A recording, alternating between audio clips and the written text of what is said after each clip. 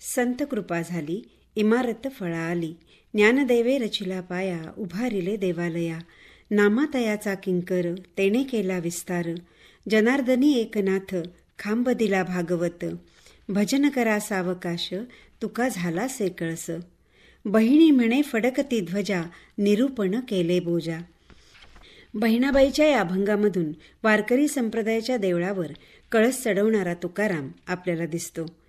जसजसे त्याच्या अभंग माध्यमातून त्याच्या अंतरंगात शिरावे, तसतसे या अभंगातून वर्णिलेले त्याचे कर्तृत्व मनाला भावत जाते, पटत जाते. त्यांच्या अभंगातून डोळ्यासमोर साकार होतो त्यांच्या जीवनाचा पट. सर्वसामान्य जीवनापासून आकाशा एवढा मोठा होण्यातील प्रवास. वयाच्या 17व्या वर्षापर्यंत लाडाकोडात वाढल्यानंतर दैवाने त्यांची सत्वपरीक्षा पाहिली. आईवडिलांचा मृत्यू, दुष्काळ, साथीचा रोग, घरातील इतर आप्तांचे मृत्यू, बुडालेली शेती, धंद्याची झालेली दुर्दशा, समाजात झालेली अवहेलना, अपमान, फसवणूक यामुळे या संवेदनशील माणसाचे मन आतून बाहेरून ढवळून निघाले. त्याचे मन आक्रोश करू लागले, देवाला धुंडू लागले. मग ही आर्तता, त्याच्या दर्शनाची तळमळ, आपले काय चुकते या विचाराच्या आत्मचिंतनात तो वेढला गेला आणि देवाच्या भेटीसाठी तळमळू लागला. ही तळमळ त्याच्या शब्दातून अशी व्यक्त झाली. सवसार तापे तापलो मी देवा, करिताया सेवा कुटुंबाची. म्हणून तुझे आठवले पाय, येवो माझे माय पांडुरंगे. हे झाले वैयक्तिक दुःख. मात्र त्याच्या दुःखाचे कारण फक्त त्याच्या आयुष्यात आलेली दुःखेच नव्हती, तर अडाणीपणामुळे, ढोंगीपणाने समाजातील सामान्य माणसांना जे दुःख भोगावे लागते त्यामुळेही तो दुःखी होत होता, तळमळत होता. सारे लोक सुखी व्हावेत ही त्याची तळमळ होती. न देखवे डोळा ऐसा हा अकांत, परपीडे चित्त दुःखी होत. अशा आक्रोशाने तो पुढे म्हणतो, मनुष्य धर्म गेला पांडुरंगा. कारण परिस्थिती पाहवत नाही, उपाय सुचत नाही आणि दुर्लक्ष करता येत नाही. या मनस्थितीतून आलेली ही तळमळ आहे. या परिस्थितीत त्याला आधाराची गरज आहे आणि म्हणूनच त्याच्यापुढे प्रश्न उभा राहतो, कोणाच्या आधारे करू मी विचार, कोण देईल धीर माझ्या जीवा. आणि या प्रश्नाला उत्तरही तो मिळवतो आहे. लोक फार वाखा अमंगळ झाला, त्याचा त्याग केला पांडुरंगा. विषया वंचलो मीपणा मुकलो, शरण तुझा आलो पांडुरंगा. एकदा उत्तर मिळाल्यानंतर सर्वांगाने समर्पित होऊन त्या ऋषिकेशाला आलिंगावे हे एकच ध्येय उरते. आणि मग देह जाओ अथवा राहो, पांडुरंगी अमुचा भाव, अशी निष्ठा दिसते. संवेदनशील मनाच्या संघर्षातून ईश्वर भक्तीची तळमळ व या तळमळीतून निर्माण झालेली तुकारामाची भावकविता. आपल्याला मिळालेला आत्मशुद्धीचा मार्ग, समाजाला सुखी करण्याचे स्वप्न पाहणाऱ्या तुकारामाच्या मनात एक वेगळेच परिवर्तन घडवतो आणि आम्हा तो कौतुक जगा द्यावी नीत म्हणून समाजाच्या सुखाचे मार्ग धुंडू लागतो. वैदिक धर्मावर मानलेली कर्मकांडांची, अंधश्रद्धेची बाणगुळे धारदार शब्दशस्त्राने कापून काढण्याचे काम तो स्वीकारतो. लोकोद्धाराच्या तळमळीतून अनेक समस्यांची उत्तरे शोधून काढण्यासाठी तो धडपडतो. ही उत्तरे शोधण्याच्या प्रयत्नातून मग प्रस्थापित विचारांना आव्हान देतो. त्यात परिवर्तन करण्याच्या तळमळीतून अनेक नवे विचार मांडायचा प्रयत्नही करतो. दयामया म्हणजे काय? संत कुणाला म्हणावे? ब्राह्मण कोण? पापपुण्याची कल्पना कोणती? या देहाचे किती महत्त्व ठेवावे? हे जीवन म्हणजे काय? या असंख्य प्रश्नांचे चिंतन त्याच्या मनात चालते. तुका म्हणे हाच मनासी संवाद, आपुलाची वाद आपणाशी. अशी मनाची संघर्षमय अवस्था होते आणि या वादविवादातून त्याच्या प्रश्नांची उत्तरे मिळत जातात. अत्यंत परखड शब्दात, साध्या सोप्या भाषेत रोखठोकपणे ही उत्तरे शब्दबद्ध होतात. तुकारामांच्या मते साधुसंत म्हणजे जे का रंजले गांजले, त्यासे म्हणे जो आपुले, तोची साधू ओळखावा, देव तेथेची जाणावा. मात्र हे देव पण फुके मिळत नाही. टाकीचे घाव सोसावेच लागतात. संत जेणे व्हावे, जग बोलणे सोसावे, या अवस्थेतून जावे लागते. दयामया म्हणजे काय? या प्रश्नाच्या उत्तरात दयेची साधी सोपी पण यथार्थ व्याख्या तो करून जातो. दया तिचे नाव भूतांचे पालन आणि दया तिचेही नाव जी निर्दाळण कंटकांचे करते ती. याच पद्धतीने तुकारामाची पापपुण्याची कल्पना येते. पुण्यपर उपकार पापते परपीडा किंवा सत्य असत्याचे मर्म तो सहज सांगून जातो. अशा पद्धतीने सत्य तोची धर्म, असत्य ते कर्म आणि देहाचे क्षणभंगुरत्व बोलून जातो.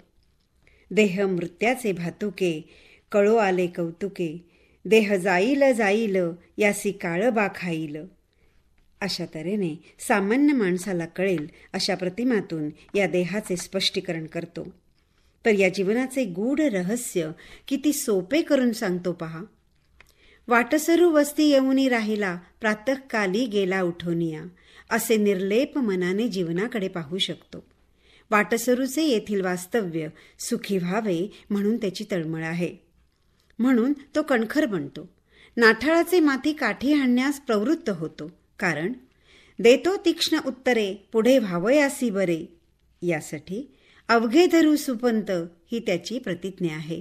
आणि हा सुपंत दाखवणारे आम्ही कोणचे विश्लेषण तो करतो. विष्णुदासची स्वभाव वैशिष्ट्ये सुस्पष्टपणे रेखाटीत जातो. सामान्य लोकांसाठी सामान्यांच्याच भाषेत.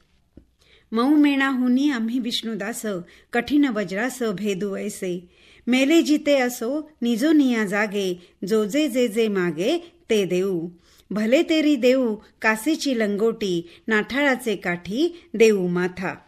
आळशी लोकांना तळमळून तो सांगतो, बुद्धीचा पालट धरा रे काही, मागुता हा नाही मनुष्य देह.